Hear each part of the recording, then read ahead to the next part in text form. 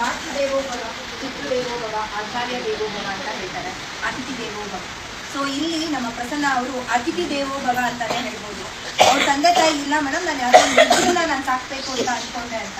ಆದ್ರೆ ಇವತ್ತು ಇದೆಲ್ಲ ನೋಡ್ತಾ ಇರ್ಬೋದು, 50ಕ್ಕೂ ಮೇಲ್ಪಟ್ಟು ವಯಸ್ಕರಿದ್ದಾರೆ.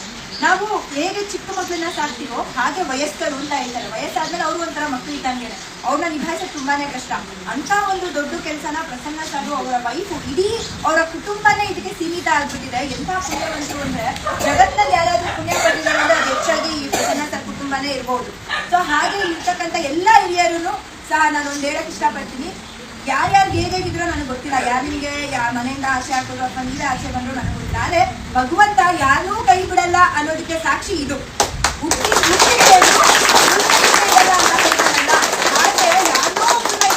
ಭಗವಂತ ಆ ಒಂದು ದೊಡ್ಡ ಜವಾಬ್ದಾರಿನ ಪ್ರಸನ್ನ ಸರ್ಗೆ ಆ ಭಗವಂತ ಕೊಟ್ಟಿದ್ದಾನೆ. ಇದನ್ನ ಇನ್ನಷ್ಟು ಉತ್ತಮ ಮಟ್ಟಕ್ಕೆ ಕರ್ಕೊಂಡು ಹೋಗೋ ಹಾಗೆ ಆ ಭಗವಂತ ಇವ್ರಿಗೆ ಆರೋಗ್ಯ, ಆಯಸ್ಸು, ಯಶಸ್ಸು, ಅಷ್ಟೈಶ್ವರ್ಯಗಳನ್ನ ಕೊಡ್ಲಿ. ಯಾಕಂದ್ರೆ ಕಲಿಯುಗದಲ್ಲಿ ಅಷ್ಟೈಶ್ವರ್ಯ ಇದ್ರೆ ಮಾತ್ರ ಏನಾದ್ರು ಮಾಡಕ್ ಸಾಧ್ಯ.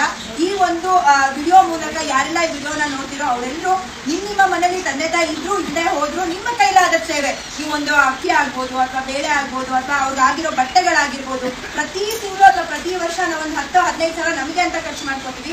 ಅದ್ರಲ್ಲಿ ಬೇರೆಯವ್ರಿಗೆ ಅಂತ ಒಂದು 5,000 ನಾವ್ ಎತ್ತಿಟ್ರು ನಮ್ಮ ಪುಣ್ಯದ ಗಂಟು ನಾವು ಕಟ್ಕೊಂಡಂಗೆ. ಸೊ ಈ ಮನುಷ್ಯನ ಜನ್ಮ ಇರೋದೇ ನಮ್ಮ ಪಾಪಗಳನ್ನ ತೊಳ್ಕೊಂಡು ಪುಣ್ಯನ ಪಡ್ಕೊಳ್ಳೋಕೆ. ಸೊ ಇಂಥ ಪುಣ್ಯ ಪಡ್ಕೋಬೇಕು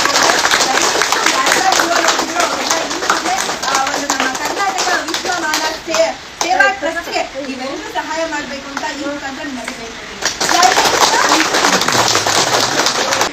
ಎಲ್ಲ ತಂದೆ ತಾಯಿಗಳು ಮಕ್ಕಳಿಗೆ ಏನ್ ಕಲಿಸ್ಬೇಕು ಅಂದ್ರೆ, ಇವತ್ತು ನಾನು ವಿದ್ಯೆ ಕೊಡ್ಬೇಕು, ನನ್ನ ಮಗನ್ ರಾಯಲ್ ಆಗಿ ಬ್ರಾಂಡೆಡ್ ಬಟ್ಟೆ ಹಾಕ್ಬೇಕು, ದೊಡ್ಡ ದೊಡ್ಡ ಹೋಟ್ಲ್ ಕರ್ಕೊಂಡು ಹೋಗ್ಬೇಕು, ರೆಸ್ಟೋರೆಂಟ್ ಕೊಡ್ಬೇಕು, ಇಡೀ ದೇಶ ಸುತ್ತಿಸ್ಬೇಕು ಅಂತ ಅನ್ಕೋತೀರಾ?